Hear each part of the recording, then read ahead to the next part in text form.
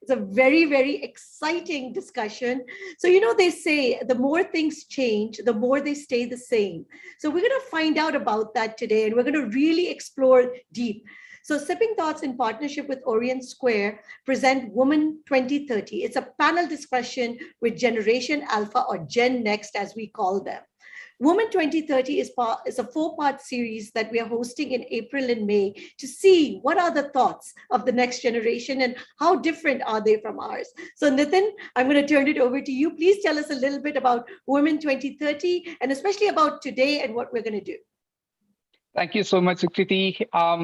So Women 2030 is an idea that we conceived together with Sipping Thoughts. The purpose of this was that we wanted to actually take a peek into the future of how the future is going to look like for women, which is going to be shaped by the thoughts and perspectives of the new generation.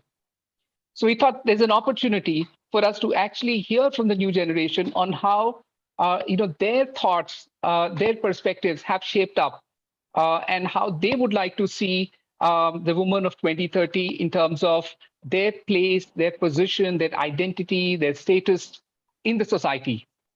And this has a dual purpose.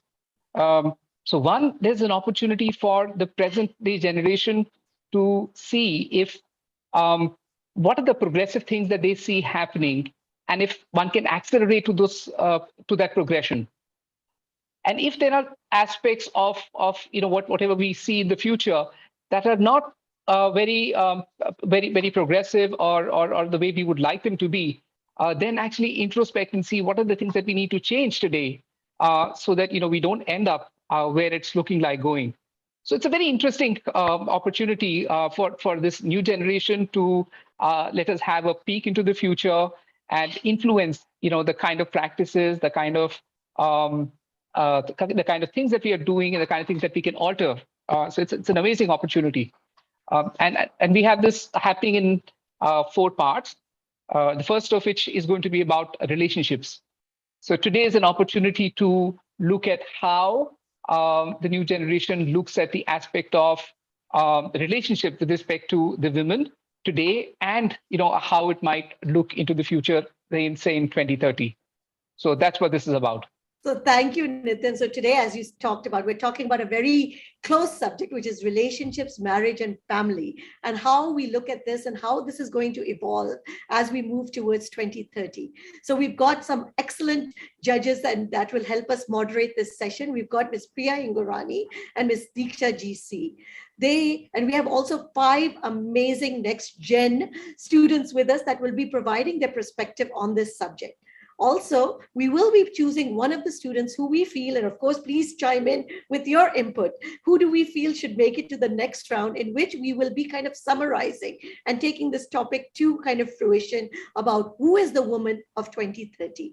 I'd like to introduce the 2 judges and my 2 hosts with me. We've got Deeksha Chalani. She's a mental and emotional health coach. She's a skill trainer and an ICF certified life coach. She's an expert in human transformation through an amalgamation of new age neuroscience and ancient yoga techniques. Wow. She also serves as the chairperson for All Ladies League's mom coaching. Welcome, Deeksha. So happy to have you.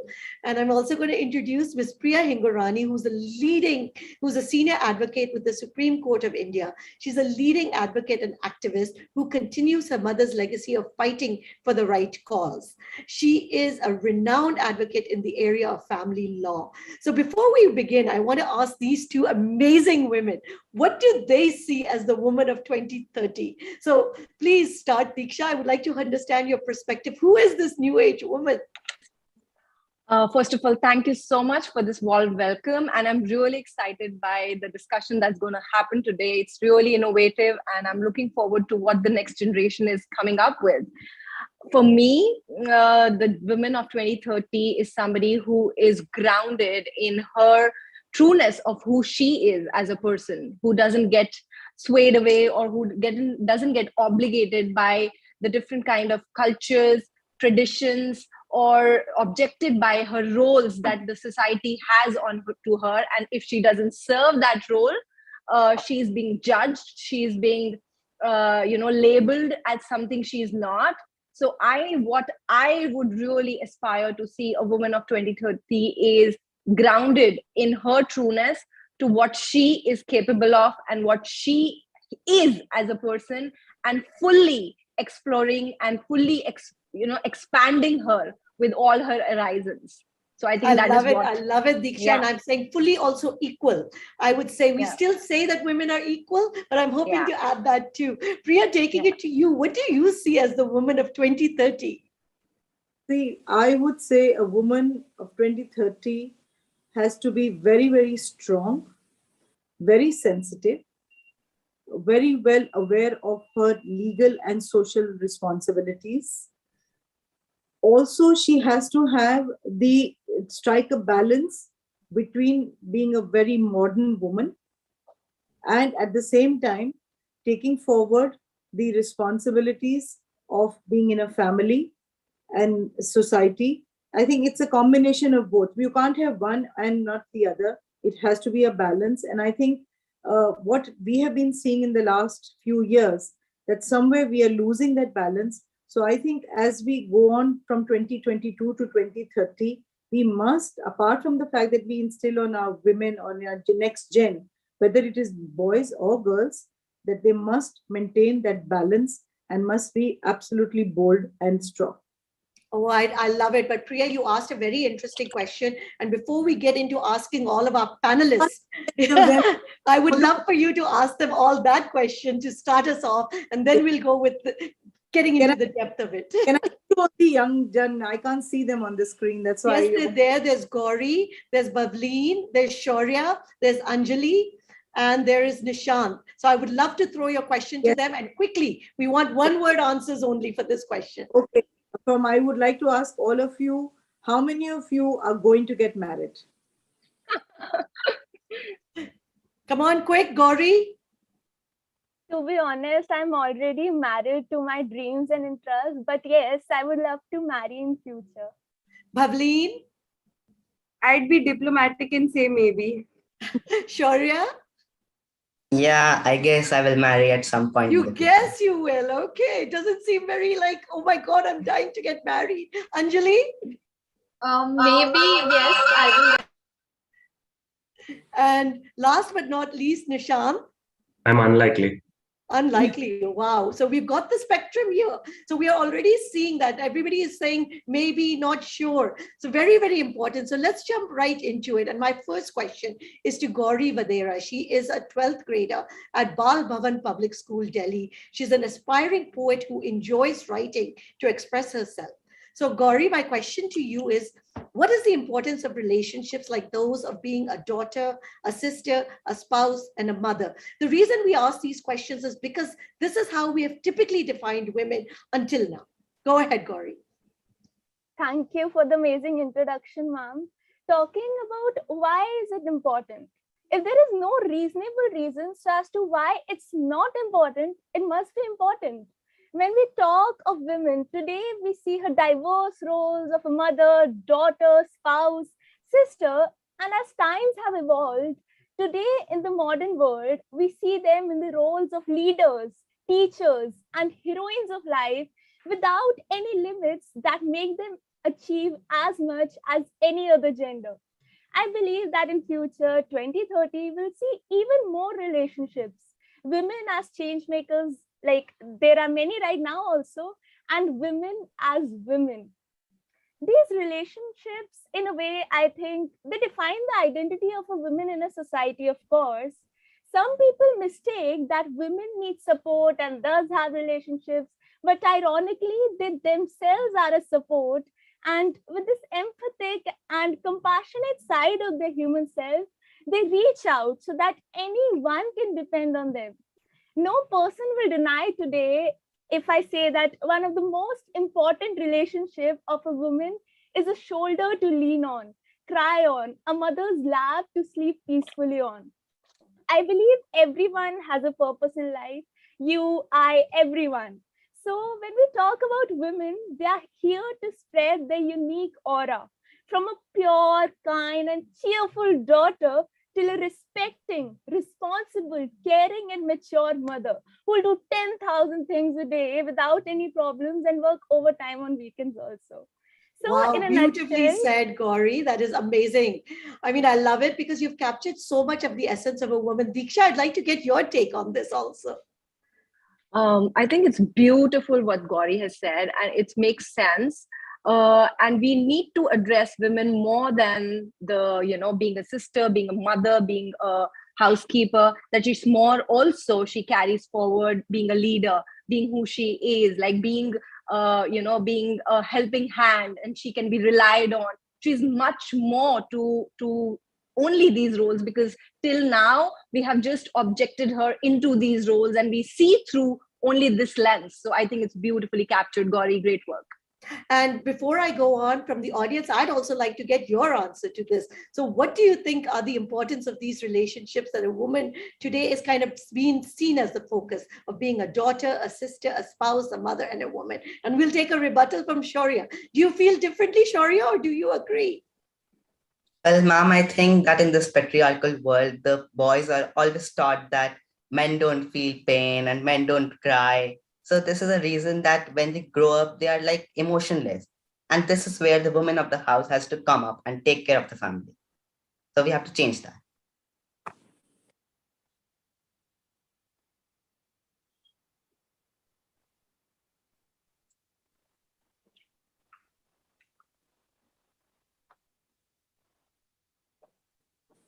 I think, Shaurya, you're just put in a very valid point here, that the whole chemistry between how we have been treating boys and girls must change, because boys are not emotionless, although they are.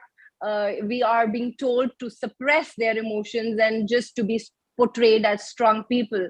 So I think it's no need to be a cultural change in the society where we actually start treating men and women and like boys and girls from the very young ages, that they can feel the emotions too, and girls can go and take leadership roles too. So it has to be go hand in hand and not objected towards one gender specific thing. Yeah.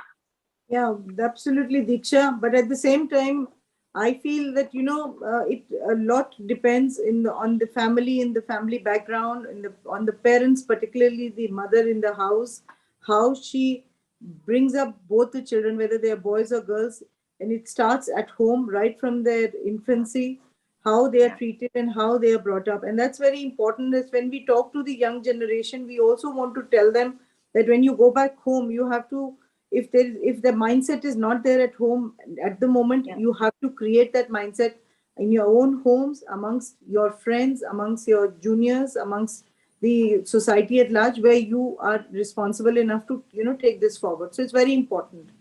Very good point, Shaurya. Very nicely Wonderfully put. said, I Yeah. think. And I totally agree. This mindset question always comes up. We're going to take the next question. We're going to move to Bavleen, who's also, she's a 12th grader. She's at Tagore International School in Vasant Vihar, and she believes anything is possible with a little bit of kindness. So, Bavleen, for you, what kind of relationship should a mother have with her children? And I will ask this more broadly because we put still the onus on the mother. Thank you so much, ma'am, for the question. So, according to me, a mother and a child relationship is one of the most dynamic relationships that I've come across. She's the first human the child interacts with. In the early years, they're said to be inseparable. The child basically grows on their mother's love. As the child grows, he or she starts seeing how the outside world works. They start picking up things. They still love their mother the same, but they start comparing people around themselves. At this time, for a mother to be able to communicate with their child and explain him things like imperfection, everyone loves differently and in their own ways, is extremely important, according to me. As soon as the child enters their teenage years, the comparison increases more, and children find comfort more in their friends rather than their parents. And I think the onus of this goes on to both the parents, not just a mother. At this time, for a mother and the father to be understanding and supportive, while also giving the necessary space to the child, can strengthen their relationship to no bounds.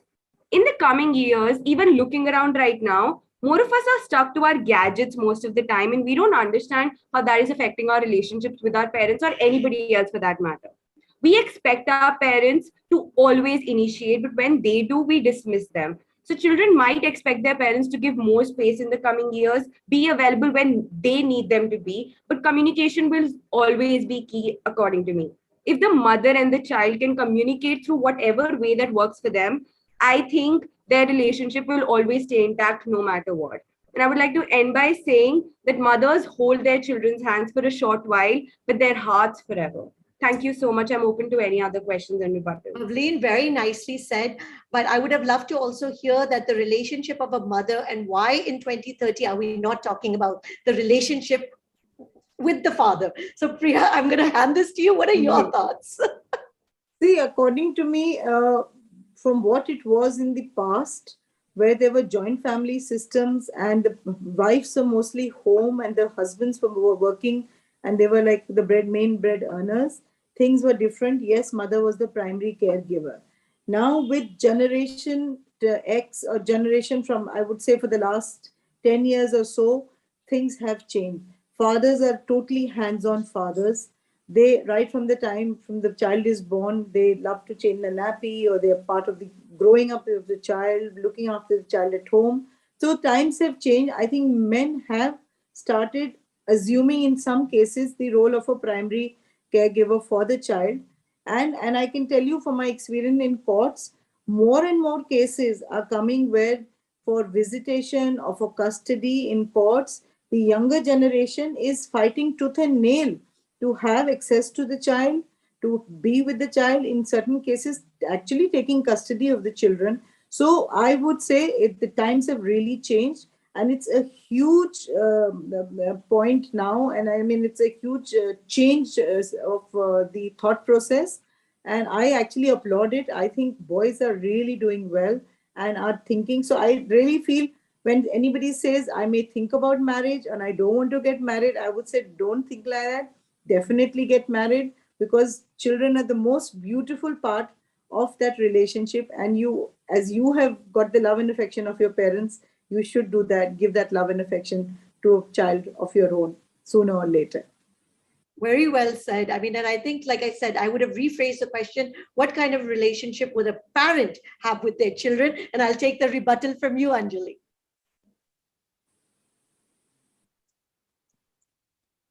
Go ahead, Anjali.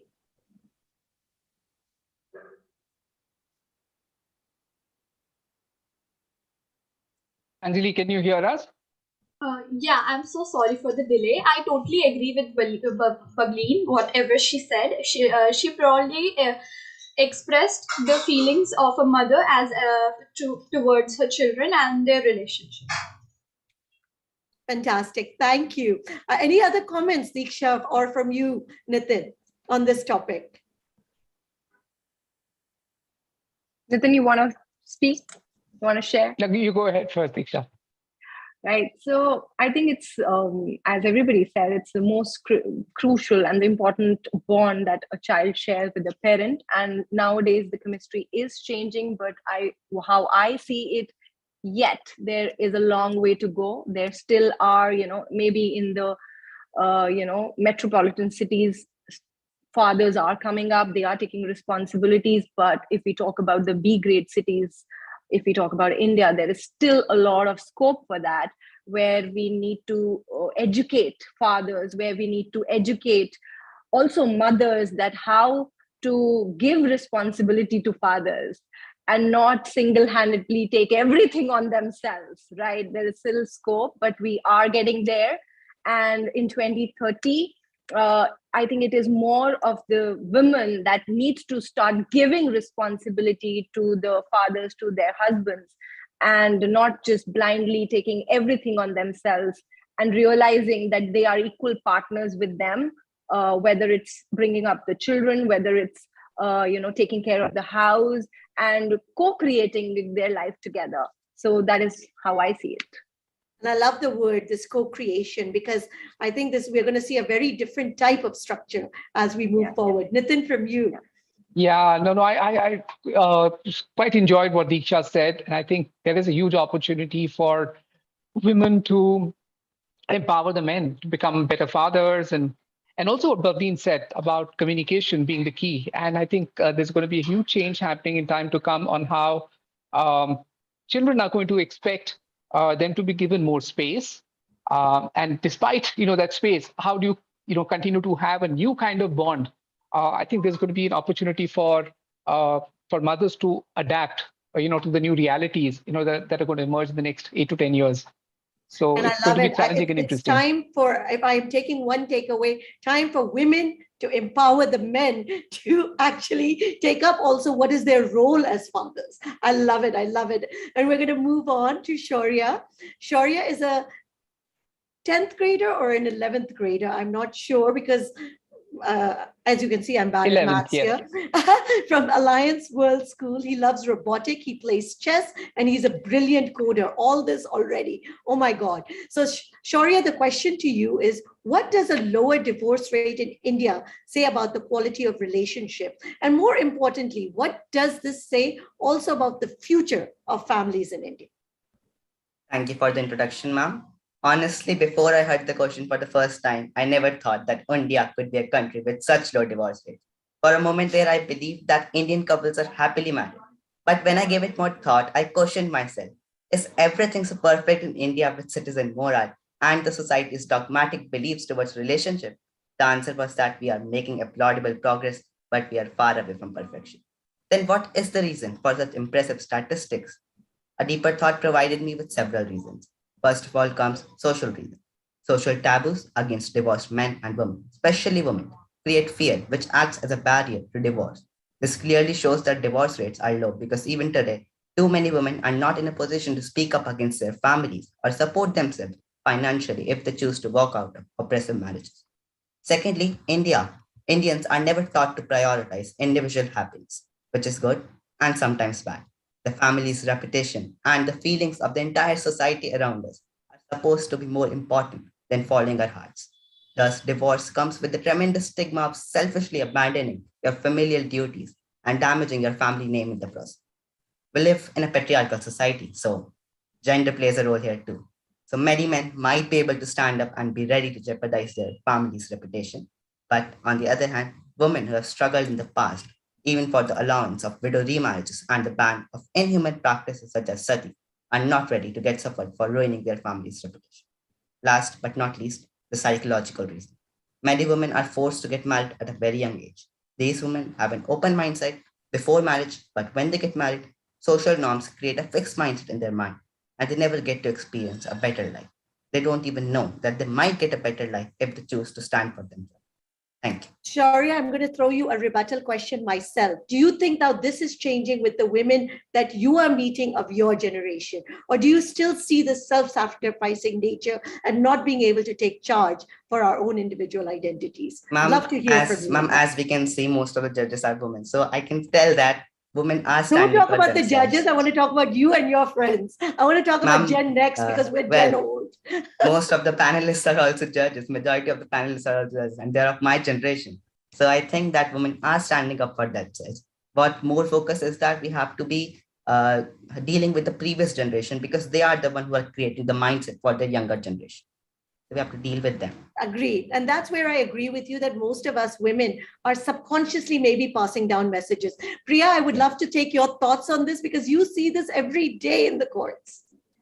Absolutely. Sukriti, things are very different on the ground. And of course, as Deeksha said, in the B grade, the B town, so there are things, legal awareness and things need to change, and women have to,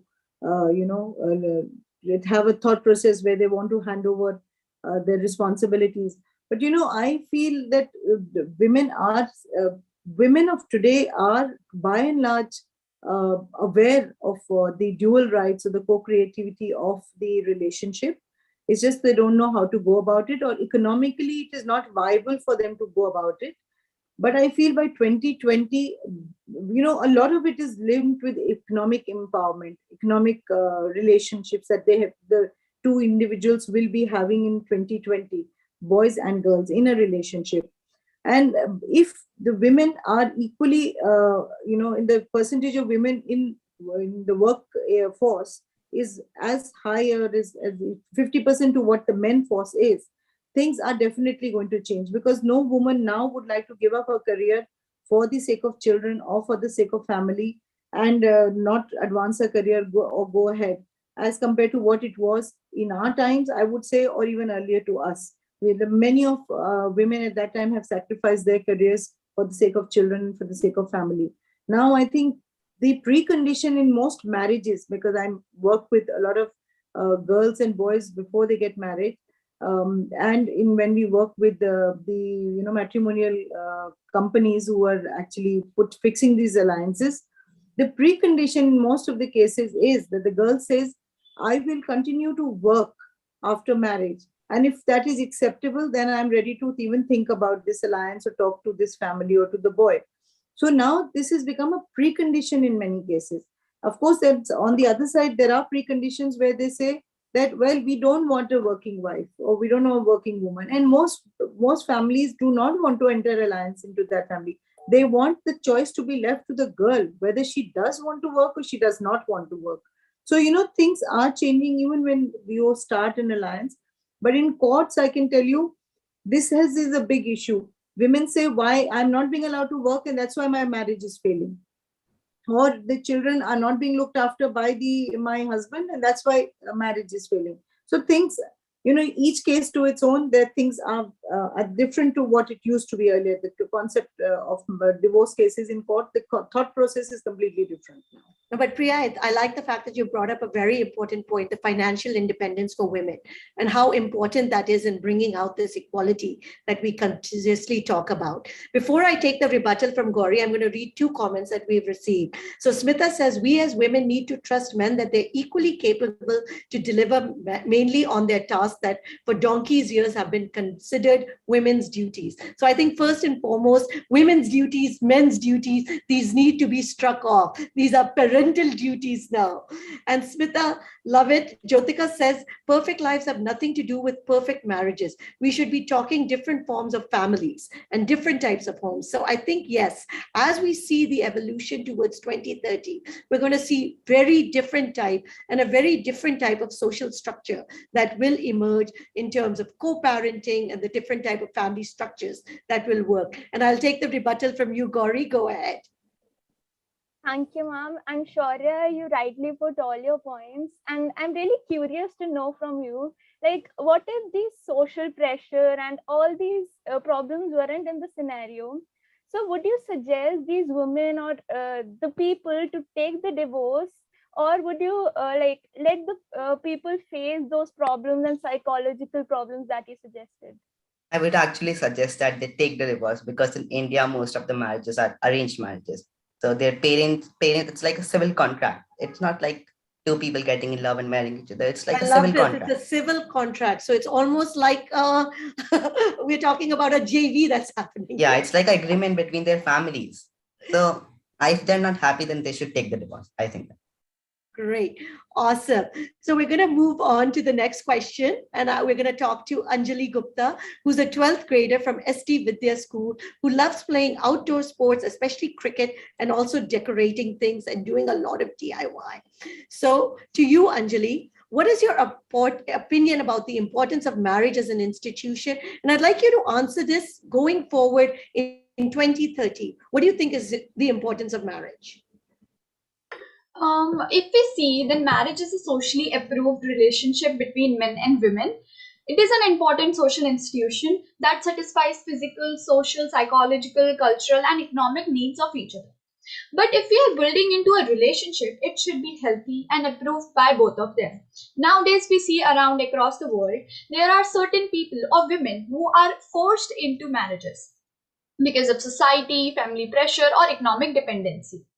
Hundreds of millions of girls worldwide are still subjected to child marriage, even though it has been internationally recognized as human rights violation. You may have seen an article by UNICEF Nepal 2019, which says that a girl named Rashida Khatun in southern eastern Nepal said that I realized the harm I would be causing myself if I agreed to get married. Rashida enrolled in a UNICEF supported program that provides out school for girls with basic numeracy, literacy, and life skills. So, as in my opinion, marriage is an important institution when there is certain balance between men and women. If there is a balance between a men and women, then it wouldn't be ended. And in 2030, I would see a marriage as an important aspect. So I will ask you another question as we move forward. What about live-in relationship and new types of relationships that are coming up? Yeah, about live-in relationship, it is not supported by the society sometimes. Sometimes they say that marriage is. What about by your generation? Let's forget society because we are of a previous generation. How do you feel your generation looks at the issue and says no? Because when we heard from all five of you, most of the people were not sure about marriage. I would say live-in relationship from my aspect would be great, because to know your partner more and more, so that you would be able to know that you wanted to get married or you wanted to bind with him is very important.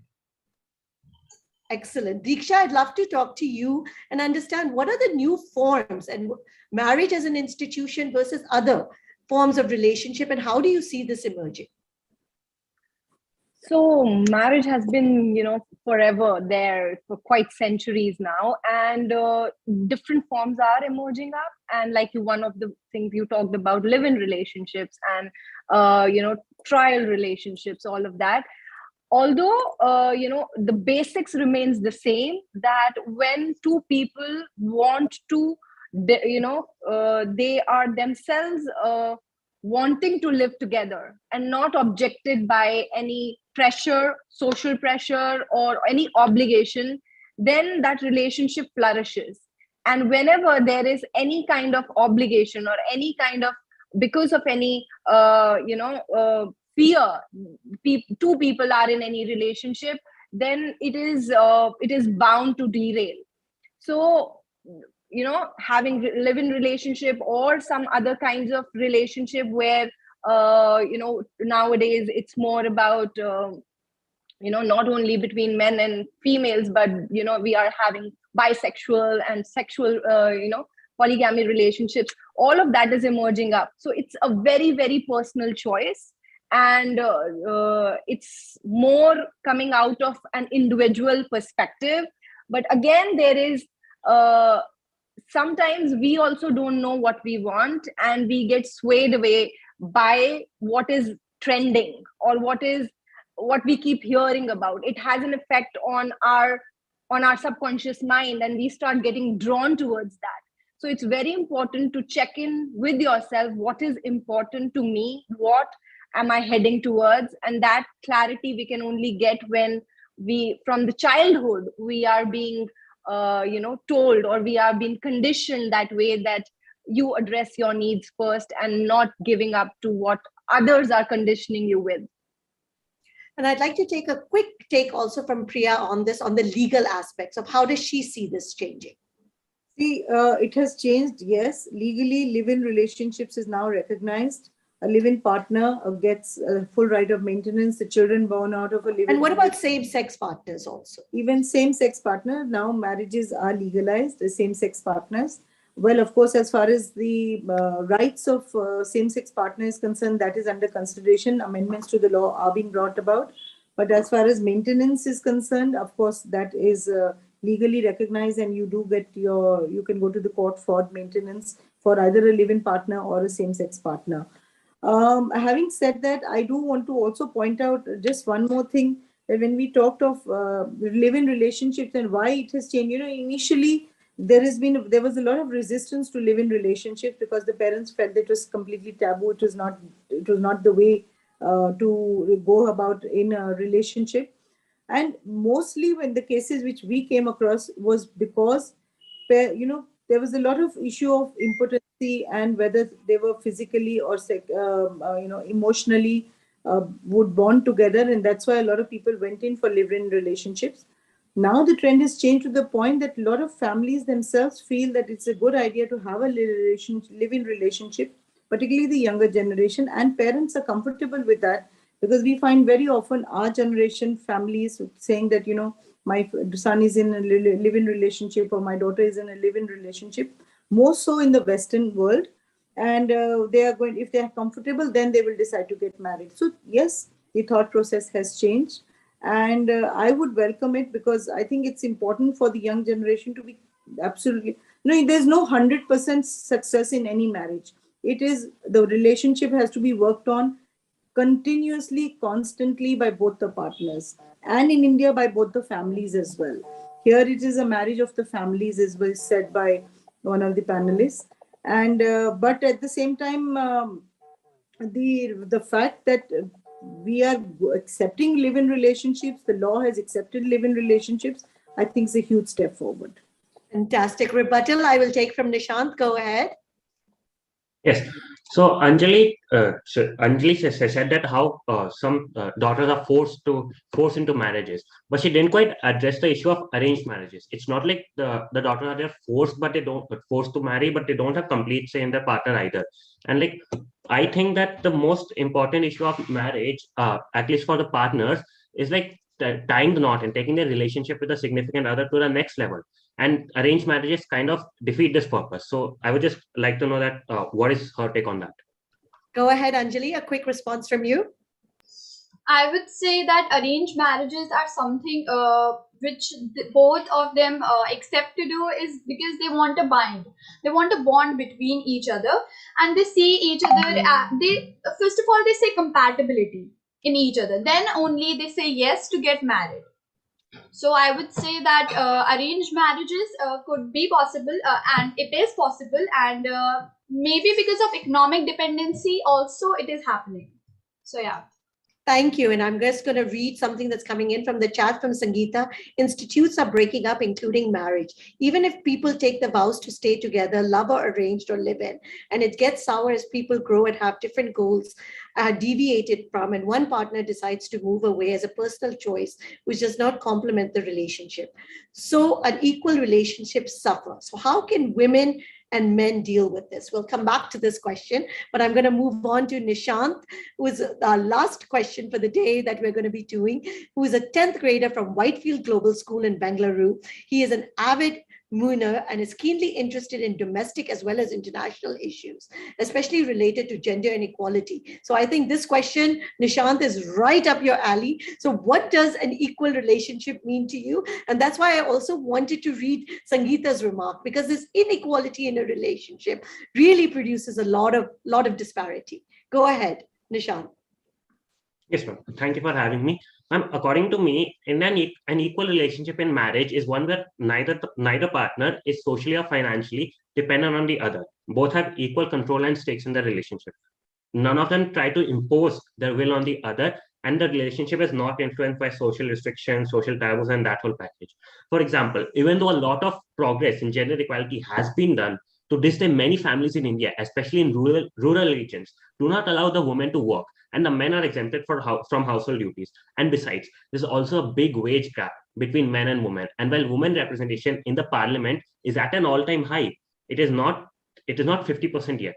In fact, in many Western countries too, women representation in the parliament is not 50%. These are some issues that I think need to be addressed. But by coming back to the question, both the partners should be equals in the relationship. And equality here is not a rigid concept. It's a flexible one. Equality means different things for different couples. But in the end, it is just when both the partners mutually agree to their roles and are happy with it. And maybe the most important thing is that both of them have mutual respect for each other, and neither partner tries to control the other.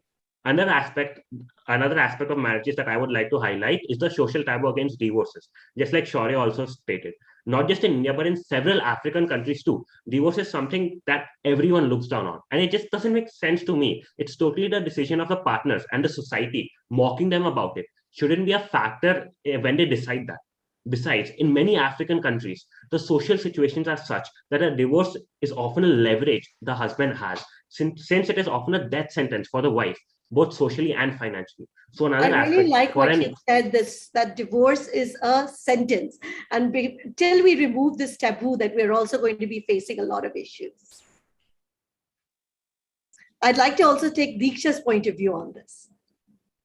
Yeah, I think equality is something that binds the relationship, and especially in cultures like us, when women are not giving the basic qualities, like they are not included in the decision making of the families, like all the conversations in the families. I keep hearing things from women, from girls, that they are not included as part of the decision making. They are not included as part of the at part of the process of how and what is important to us, right? We are just being told, we are just being because that has been the culture from the very starting in the family, so that has how it has been told to us.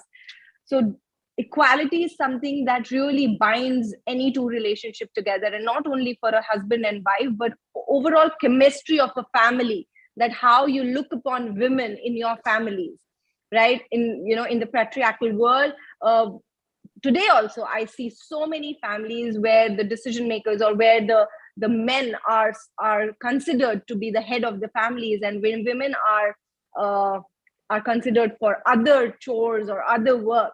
So equality starts from the stems of it, that how you look upon women, starting from your own homes, right? Starting from your own, maybe not nuclear families, but from joint families. How do you look or see women as? So I think it needs to start from there. Perfect. I'll take closing remarks from Bableen, and we will share some survey slides that we did. 100 plus students, and then we will have some closing remarks from the judges. Go ahead, Bableen. Go ahead, Priya. I just make two very small points on this issue. One, I want to just say is that, in the past has always been that if the daughter is married off and she's given gifts or dowry or whatever, and a lot of money is spent on her marriage, then that's what she's entitled to, and the rest of the property or the money or the finances of the house was just given to the son. It was as if it was just the right thing or the automatic thing to do.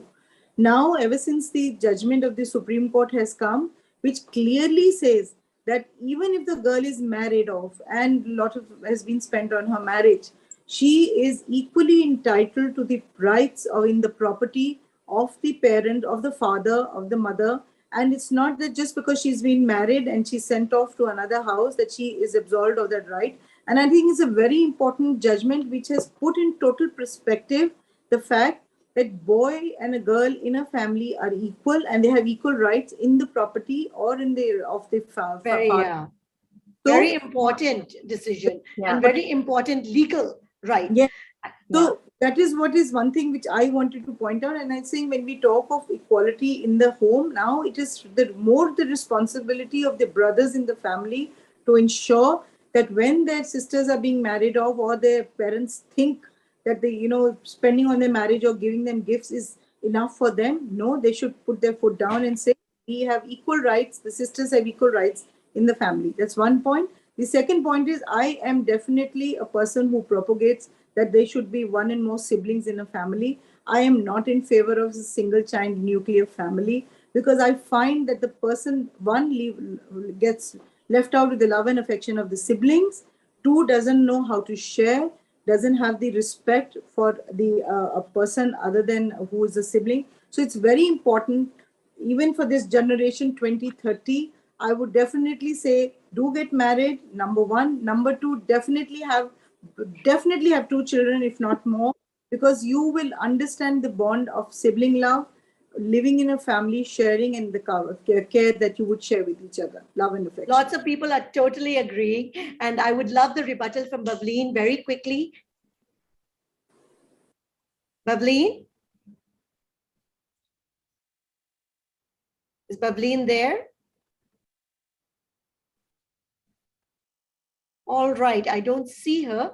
Nitin, I want you to quickly show the slides so people can get an idea of what the survey results. Hi, I'm here. I'm so sorry. Okay, go ahead, Bableen. To unmute. I got disconnected. No worries, no worries. Go ahead, Bableen. Right. So, according to me, equal in marriage for me means being treated the same way you expect yourself to be treated, having equal opportunities and not disrespecting each other just because you think you're superior to the other. Marriage is a beautiful concept, but when superiority and dominance starts coming into the picture, love starts fading away. And without that, I do not think of marriage as a whole. So having an equal playing field in such a relationship is extremely important for me. And that was my take. Thank you. Thank you, Bavleen. And Nitin, if you can quickly, or Rohit, quickly show the slides, and Nitin can take us very quickly through them so that some of the people can see that we had over 100 people that responded and some of the answers that we received. Yeah, so we had a few survey questions floated around to the school students. This is actually a peek into what they think about how the women of 2030 is going to look like. So to the question, how important do you think relationships like daughterhood, motherhood, sisterhood, and all of this is? They feel that this is extremely important. It's going to continue to stay very important. 45% of the students think that. 27% of the students think that it's a personal choice and no general assumptions can be made. What's the purpose of marriage? For most people, well, this is a very mixed response here. You have people thinking that it has no purpose. It's only what we are supposed to do because our society tells us to do. So starting from there to saying that people are getting married and having children is a logical step for everyone to do after a certain age. To some people saying marriage keeps Indian society family oriented. So to maintain family life, marriage is very important. So it's a very mixed opinion on this question, as we also saw from the panelists responding Next slide, to this. Rohit. Which among the following do you think is the most important reason for a man to marry, and versus which is the most important thing for a woman to marry? Here are the comparisons between the two. For men, it seems the reason is to have a fulfilling family life as the number one reason. And then it's about someone to take care of the parents, followed by to have someone to take care of the household. And for women, it's about having a fulfilling family relationship is the first, prime reason. To then every girl dreams of getting married and having a house of her own. So as you can see, the contrast between how men and women look at marriage, even in the new generation, it doesn't seem to be very different from how our generation has been looking at it, which is very scary. Yes. And here is the one about understanding. Okay, here are a couple of subjective type questions that we received the responses on. Understanding of equal relationship. The gist was an equal relationship is an equal distribution of respect, care, and support for one another, and where both parties should take into account their partner's feelings when it comes to big decisions of financial security or childbearing. To the foundation of any successful marriage is equality and trust. So that's the gist of that particular response. And there was also one on implication of low divorce rate, where they said the stigma around divorce is what makes India's divorce rate the lowest in the world, and the social pressure making one compromise with one another to keep the marriage intact, which is also what came out today. Many of the responses suggest that quality cannot be assessed from the couples put on or how they want to see, how they want to show to the others, as most of the time there's a deeper issue at stake. Well, thank you, Nitin, for sharing that. And we just like to now take the closing remarks from Priya and from Deeksha. And then I think, Nitin, you will announce who the winner is. Yes. Go ahead, Priya and Deeksha. Okay. I'm from the survey, what I found was that 28% say that marriage is not necessary. From 100%, I find marriage is not necessary. So that's, I would say, a disturbing trend for me for 2030. And that's what a lot of the people are saying. They can't believe it's, first of all, the disturbing trend. Some is very similar to what we are today. And yeah, very interesting. Go ahead, Priya. Yeah, it is disturbing because I think it's I would say, the misgivings which are now around the concept of marriage have to be dispelled with for the younger generation. They have, of course, a lot of them listen to the cases or the peers as to what has happened, and they find that within the family or amongst their friend circle, somebody has gone through a tough marriage or a tough divorce proceedings, and that impacts them. But I think it's very important to be secure personally. You have to be very, very self-confident and secure within your own being to be able to go into any relationship. I mean, that falls for a relationship with your brother, with your sister, or with the friends. It's very easy to have friends, but to maintain a friendship, it's a two-way system. So even with family or friends, and it's exactly the same case in a marriage. You have to be secure within to be able to take forward a relationship. And when you get into a married relationship, you have to also be a give and take relationship. Every relationship is full of compromises, understanding, sensibility, sensitivity, and emotion. So, if you are able to maintain a relationship with your brother and sister or your friends, then I think it's a relationship you will be able to build in a marriage. So, please do not discount marriage in your lives. Do think about it very, very positively. Of course, there is a lot of do's and don'ts which I have talked about earlier in with sipping thoughts. And I always say, do your due diligence in a marriage relationship before you go into it. And I wish all of you all the very best. Thank you. Thank you, Priya. Deeksha, would love to hear your closing thoughts. Thank you so much. And I totally agree with what Anvi said. And it is mainly what is seen through that today's generation and, the future generation, they are having this impatience to get everything very quickly. And therein, wherein we have to put in some effort into any relationship, which could be your immediate friend, your family, your brother, sister, your sibling. And when we do not put in that elongated effort, we tend to miss out the essence we get out of that relationship. So it's a continuous process. It's a continuous process, but there is a lot, the companionship that you get out of in a marriage, the comfort, the compatibility, the partnership that you get in a marriage is incomparable to any other relationship. So be willing to put in the effort, be patient to put in the effort, I would say, in today's, to the new generation, and not just get disheartened or give in, rather be open to it. Yeah. Thank you, Priya. Thank you, Deeksha. Thank you, Nitin. And I think everybody's waiting for the drum rolls. Okay, we heard from so many. Would love to hear the thoughts, even from everybody that has joined us. That who did they feel kind of conveyed that concept of how do they see also women in 2030? Over to you, Nitin. So our results are ready. I'd quickly like to also take a dipstick. Who did they think was the top two for them? Take 2 minutes from the audience as well. Everyone was great, so I don't think we can even narrow down to the top two. It's going to be a tough choice for you, Nitin.